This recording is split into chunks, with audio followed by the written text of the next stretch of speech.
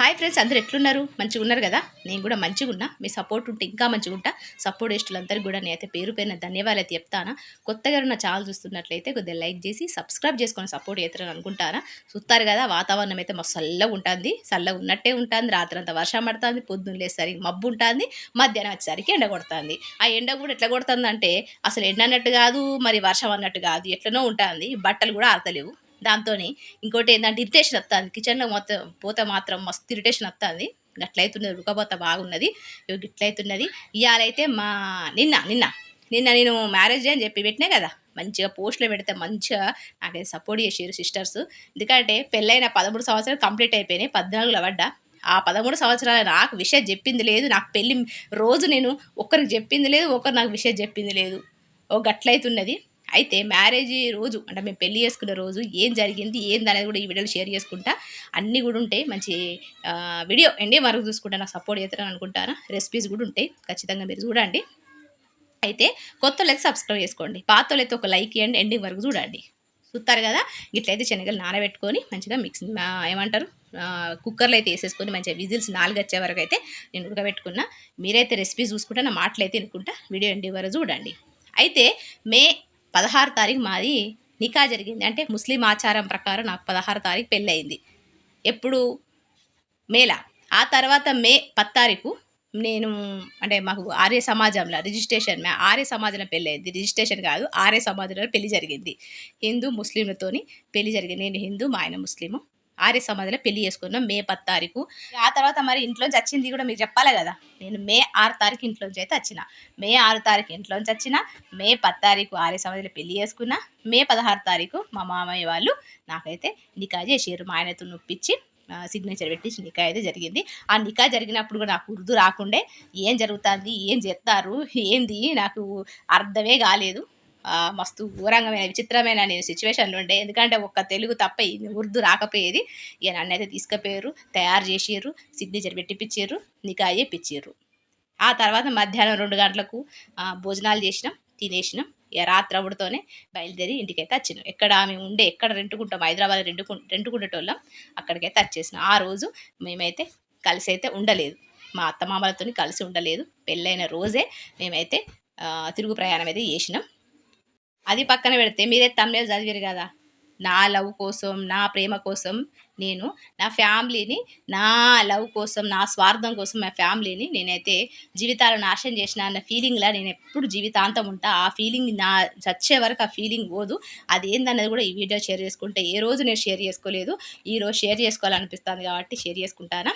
అయితే మీరు రెసిపీ చూస్తారు కదా, ఇట్లయితే రెడీ అయిపోతుంది. నేనైతే గిన్నెలు దూకుంటానా. అయితే మా ఇంట్లో నేను చిన్నదాన్ని, మా మా ఆయన వాళ్ళ ఇంట్లో మా ఆయన చిన్నోడు. మా ఆయన కన్నా 3 అన్నదమ్ములు. ఒక అన్నకైతే పెళ్ళి అయి ఉండే, ఇంకిద్దరు అన్నదమ్ములకు పెళ్ళిళ్ళు కాలేదు. మా ఆయన చిన్నోడు. ఇక మా ఇంట్లో మా అక్క, మా అన్నయ్య వాళ్ళిద్దరు కూడా పెళ్ళిళ్ళు కాలేదు. నేనే చిన్నదాన్ని. నేను డిగ్రీ వరకు చదువుకున్నా. డిగ్రీ చదివినో లేదో మేలే కదా నాకు పెళ్ళయింది. మార్చిలో ఎగ్జామ్ రాసిన, ఏప్రిల్ ఒక నెల ఇంట్లో ఉన్న తర్వాత ఎవరినో చూడడానికి వచ్చి నన్నైతే చూసిర్రు. మా అక్క కూడా మా ఇంట్లో ఉండే, అప్పుడు మా అన్న లేకుండే, ఇంట్లోనే ఉండే. నేను నార్మల్గానే ఉన్నా. ఎవరినో అమ్మాయిని చూడడానికి వచ్చారు. ఆ అమ్మాయి మంచిగా లేకపోయేసరికి మా బాబాయ్, మాకు తెలిసిన మా నాన్న వాళ్ళ తమ్ముడు, మా మా అన్న బిడ్డ ఉంటుందని చెప్పి పిలుచుకొని వచ్చిండ్రు, చూపించారు. చూసుడుతోనే నేను నచ్చిన. అయితే మా అక్కను చూపించలేదు, ఎందుకంటే మా అక్క ఆ అబ్బాయి కన్నా పెద్దది కాబట్టి ఇక నన్నైతే చూపించారు. వాళ్ళు చూడగానే నచ్చింది. నాకు వచ్చిన సంబంధం కూడా ఫస్ట్ సంబంధం చూసుడుతోనే నచ్చింది. ఇక మా అక్క అయితే సంబంధము, పెళ్ళి అవన్నీ ఇంట్రెస్ట్ లేకుండా చదువు మీద బాగా ఇంట్రెస్ట్ ఉండే. అందుకని దానికి లేట్గా పెళ్ళి చేసారు. పెళ్ళి అనే ఆలోచన దానికి రాలేదు. మా అమ్మ వాళ్ళు అన్న కూడా అది ఇష్టంగా పెళ్ళి అయితే చేసుకోరు అనేది. ఇక నాకు డిగ్రీ అయిపోయింది కదా, మా అక్కకు పెళ్ళైన తర్వాత మా అన్నకు పెళ్ళైన తర్వాత నాకైతుంది కదా అని చెప్పి నేను అట్లా చేసుకున్నా. చూసేసరికి 6 సంవత్సరాలు లవ్ చేసుకున్నాం. అక్కకు అన్నయ్యకి పెళ్ళి అయిన తర్వాతనే కదా నాకైతుంది, ఇంకా టైం ఉంది కదా. వాళ్ళ ఇంట్లో వాళ్ళ అన్నలకు కూడా పెళ్ళిళ్ళు కావాలి కదా, ఆ తర్వాత నాకైతుంది కదా, ఇంకా టైం ఉంది కదా అని మేమిద్దరం అనుకున్నాం. అనుకోకుండా పెళ్లి సంబంధం రావడం, నన్ను చూడడం అంతా అయిపోయింది. అంత మంచిగానే ఉన్నది. ఇక నాకు ఒక 2-3 రోజులైతే ఎంగేజ్మెంట్ అవుతుంది. అదే నెల మే 30 తారీఖు మ్యారేజ్ అని కూడా అంతా రెడీ అయిపోయింది. వితిన్ 1 అవర్లో ఇది అంతా అయిపోయింది. అప్పుడుతోనే ఇక మా ఆయనే చెప్పిన, హైదరాబాద్ ఉండే మా ఆయన అప్పుడు వర్క్ నేర్చుకోవడం కోసం హైదరాబాద్కి వెళ్ళిండు. అయితే అక్కడున్న వెంటనే నేనైతే ఫోన్ చేసి చెప్పిన, వీళ్ళ సంబంధం వచ్చింది, నాకు ఓకే అయిపోయింది, నాకు మే 30 తారీఖు నాకు పెళ్ళి, మరి ఏం చేస్తావో ఏమో అని చెప్పి నేనైతే చెప్పగానే మా ఆయన అయితే వాళ్ళ ఇంటికి పోకుండా వాళ్ళ దోస్తుల ఇంటికి పోయిండు హైదరాబాద్ నుంచి వచ్చిండు. వచ్చేసి వాళ్ళ దోస్తుల ఇంట్లో ఉన్నాడు. ఉండేసి తర్వాత రోజు నాకైతే ఫోన్ చేసిండు. "నువ్వు షాపింగ్ అని చెప్పి బయటికి రా. అక్కడ మనం కలుసుకుందాం. అక్కడి నుంచి వెళ్ళిపోదాం" అని చెప్పి మా ఆయన అయితే అన్నాడు. మా ఆయన హైదరాబాద్‌లో బ్యాచిలర్ కదా! అక్కడ ఉండేటోడు. రూమ్ గీమ్ అన్నీ రెడీ చేసుకొని పెట్టుకున్నాడు. ఇక నేనైతే తర్వాత రోజు షాప్‌కి పోతా అని చెప్పి బయటికైతే వచ్చేసిన. వచ్చేసిన తర్వాత మా ఆయన అయితే నన్ను రిసీవ్ చేసుకున్నాడు. ఇక అట్లయితే వెళ్ళిపోయినా. ఇంతవరకు నా గురించి నేను ఆలోచించుకున్నా పెళ్లి క్యాన్సిల్ చేయాలి. వేరేటోళ్ళని నేను పెళ్లి చేసుకుంటా నేను ఉండలేను అని చెప్పి నేను మా ఆయన అనుకున్నాం. కానీ మేము ఇంట్లో చిన్నోళ్ళం.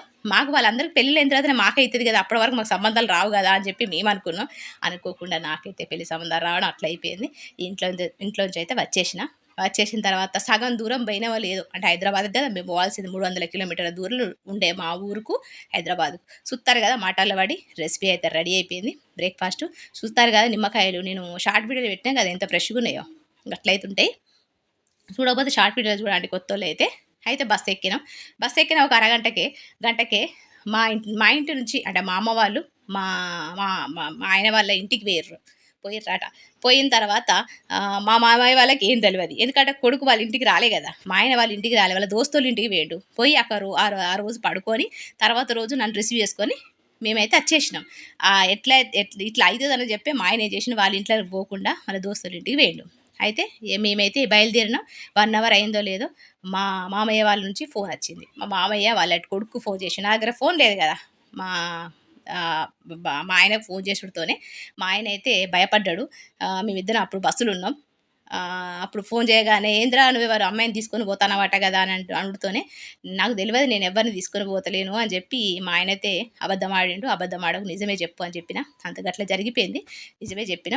కానీ అక్కడ జరిగిన విషయం అంతవరకు మంచిగానే ఉన్నది. కానీ నేను ఇంట్లోంచి వెళ్ళిపోయిన తర్వాత అంటే నేను ఇంట్లోంచి వచ్చేసిన అట్లా 5 నెలలు గడిచింది. 5 నెలలు గడిచిన తర్వాత ఇక పెళ్లయిపోయింది. రిజిస్ట్రేషన్ మ్యారేజ్‌లు అయిపోయింది. నికా అయిపోయింది. అన్నీ అయిపోయింది. కానీ నేను వచ్చిన తర్వాత 5 నెలలకే ప్రెగ్నెంట్ అనే విషయం ఇక్కడ వరకు మీకు తెలుసు పాతోళ్ళకు.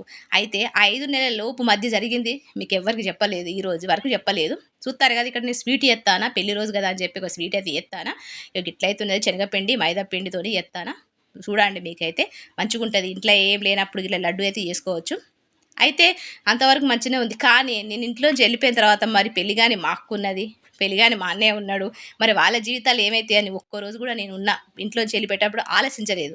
ఆలోచించినా కూడా డీప్‌గా అయితే ఆలోచించలేదు. ఎందుకంటే ఇగ అంత డీప్‌గా అయితే నేను ఊహించుకోలేకపోయినా. అట్లయితే నేను మా అక్క గురించి ఆలోచించకుండా నేనైతే బయటికొచ్చేసిన. వచ్చిన తర్వాత 5 నెలలకు కరెక్ట్ 5 నెలలకు నేను ప్రెగ్నెంట్. ఆ ఉన్న 5 నెలల్లో కేసులు, గీసులు, పోలీస్ స్టేషను అవన్నీ కూడా జరిగినాయి మా నాన్నతోని. ఆ 5 నెలల తర్వాత ప్రెగ్నెంట్ కావడం మళ్ళా మా అక్కయితే ఫోన్ చేసింది. ఫోన్ చేసిన తర్వాత ఎప్పుడు చేసిందంటే నేను 5 నెలల్లో ఉన్నప్పుడు ఫోన్ చేసింది. అంటే మాకు కడుపుతో ఉన్నప్పుడు 5 నెలలు ఉంటాం కదా! ఒకప్పుడైతే మా అక్క ఫోన్ చేసింది. ఎప్పుడు చేయలేదు ఇంట్లోంచి వెళ్ళిపోయిన తర్వాత చేసింది. ఫోన్ చేయగానే నేనైతే మస్తు ఆనందపడ్డా. అబ్బా! అక్క ఫోన్ చేసిందని. కానీ మా అక్క మాత్రం నాన్న తిట్లయితే తిట్టింది. "నీ స్వార్థం కొరకు నువ్వు వెళ్ళిపోయినావు. నీ సుఖం కోసం నువ్వు వెళ్ళిపోయినావు.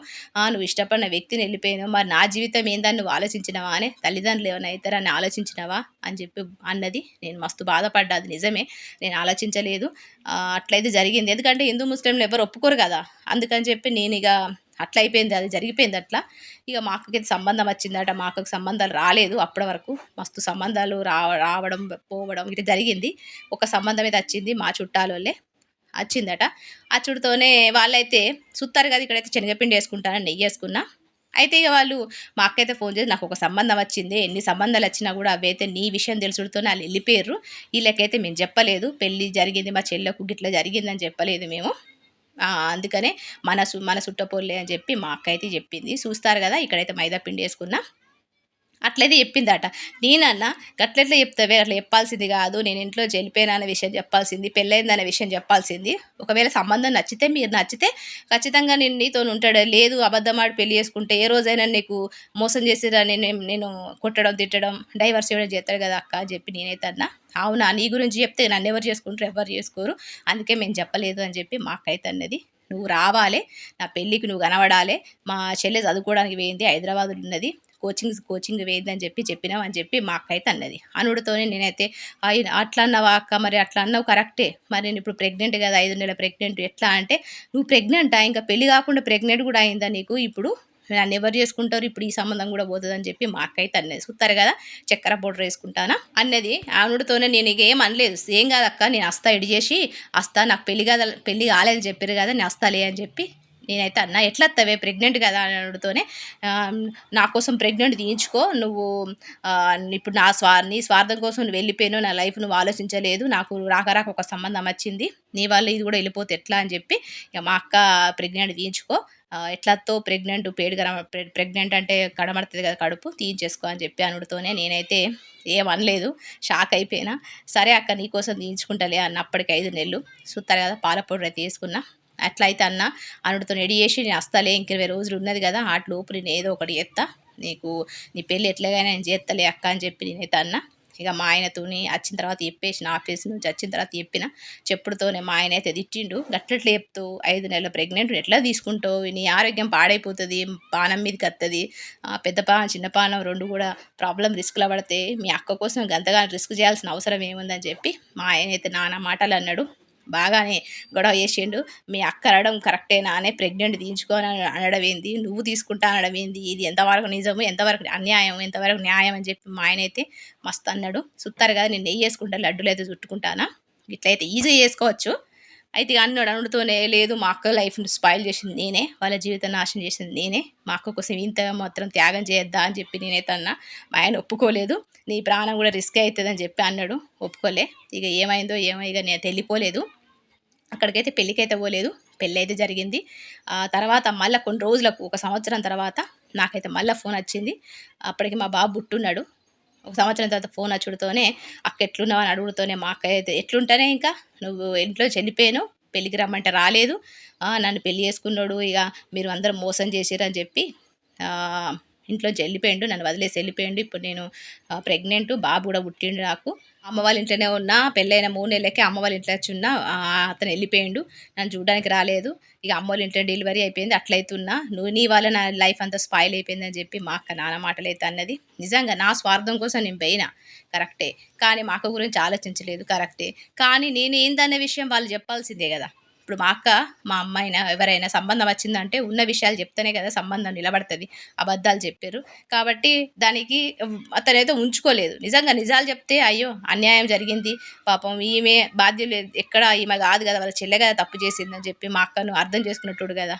నేనైతే అదే అంట, ఇప్పటికి కూడా అదే అంట. కానీ మా అక్క ఎప్పుడు ఫోన్ చేయది, ఫోన్ చేసినా కూడా ఈ కోపంతోనే ఉంటుంది. నీ జీవితం, నీ స్వార్థం, నీ లవ్ కోసం, నీ సక్సెస్ కోసం, నువ్వు ఆనందంగా ఉండడం కోసం నా లైఫ్ స్పాయిల్ చేసినావు, నా జీవితాన్ని నాశనం చేసినావు అని చెప్పి ఇప్పటికి కూడా మా అక్క ఎప్పుడు ఫోన్ చేయది. ఒకవేళ నేను ఫోన్ చేసినా లిఫ్ట్ చేయది, ఒకవేళ లిఫ్ట్ చేసినా ఈ మాటలే అంటది.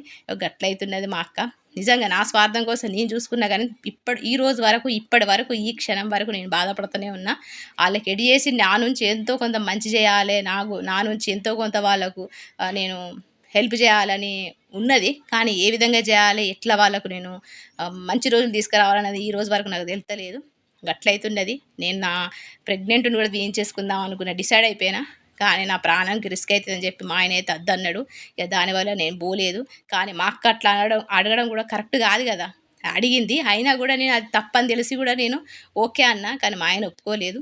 గట్లయితే జరిగింది. పెళ్ళైన తర్వాత నేను ఎప్పుడు ఈ విషయం అయితే మీతో షేర్ చేసుకోలేదు. ఎందుకంటే మా అక్కని తప్పు పడతారేమన్నా అనుకొని నేనైతే ఏ రోజు చెప్పలేదు.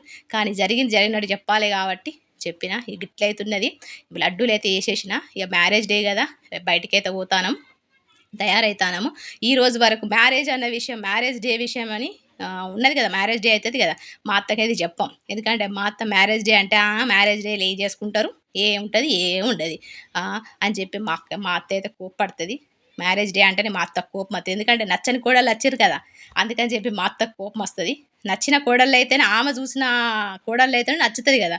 నేను మా ఆయనకు నచ్చిందాని కాబట్టి మ్యారేజ్ డే అంటే ఇంకా కోపం వస్తుంది మా అత్తయ్యకి అయితే. మేమైతే చెప్పని కూడా చెప్పాం మ్యారేజ్ డే అని. ఈ రోజు వరకు కూడా మా అత్తకు పెళ్లి రోజు అని చెప్పి ఏ రోజు చెప్పలేదు. చూస్తారు కదా, నేనైతే రెడీ అయిపోయినా. ఏ రోజు మీకు చూపించలేదు కదా, ఈ రోజు చూపిస్తానా. మా ఆయన ఇది చూసింది అనుకోండి తిడతాడు, ఎందుకు చూపించిన ముఖం అని చెప్పి తిడతాడు. చూడాలి మరి. క్లిప్ అయితే చిన్ననే పెడతానా. అవుతున్నది. ఇంకా ఎన్నో కష్టాలు పడ్డా, ఇప్పటికి కూడా కష్టాలు పడుతూనే ఉన్నా. అటు నుంచి అత్తమామల నుంచి, అమ్మనాల నుంచి, అందరి నుంచి నాకు ఆశీస్సులు కాదు, అన్నీ నాశనాలు కోరుకునేటోళ్ళే ఉన్నారు. ఎవ్వరు కూడా మంచిగా బతుకు అనేటోళ్ళు అయితే ఎవ్వరు లేరు నాకు తెలిసి. నాకు తెలిసి ఇప్పుడు ఈ సబ్స్క్రైబర్సే నా బ్లెస్సింగ్స్ కానీ నాకు మంచి ఆశీస్సులు కానీ ఇస్తారంటే అంత మీరే. నాకు తెలిసి నాకు సంబంధించిన వాళ్ళైతే అందరు నా నాశనాలే కోరుకుంటారు. గిట్లయితున్నది. ఇవాళైతే బయటికైతే పోతాను. ఇక బయటికి పోయి కొంచెం అట్లా తినేసి ఇంటికైతే వచ్చేస్తాం. పెళ్లి రోజు అని చెప్పుకోవడం కూడా చెప్పుకోము మేము. ఎందుకంటే అట్లుంటుంది మా సిచ్యువేషన్. ఇక గిట్లయితున్నది. ఇక బయటికి పోతాను కొంచెం తినేసి.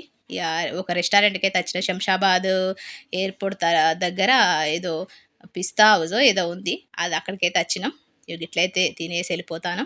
ఇక మరి ఈ వీడియో మీకు నచ్చింది అనుకుంటానా. ఒక లైక్ ఇవ్వండి నచ్చితే. కొత్తలో సబ్స్క్రైబ్ చేసుకోండి. ఇక మరి ఒక మంచి రెసిపీతో మంచి టాపిక్తో మిమ్మల్ని అయితే కలుస్తా. మరి ఇక అంతవరకు ఉంటా. నచ్చితే ఖచ్చితంగా ఒక లైక్ ఇవ్వండి, సబ్స్క్రైబ్ చేసుకోండి. నాలా కష్టపడే వాళ్ళు, నాలా లవ్ మ్యారేజ్ చేసుకొని ఎటుగాని జీవితం ఉన్న వాళ్ళు ఎంతోమంది ఉన్నారు. ఇక మరి చూస్తారు కదా రాత్రి ఎట్లున్నదో. ఈ రాత్రి తీసుకొని వచ్చిండ్రు. ఇక మరి ఉంటారా మరి. నమస్తే. అంతవరకు సెలవు. నమస్తే.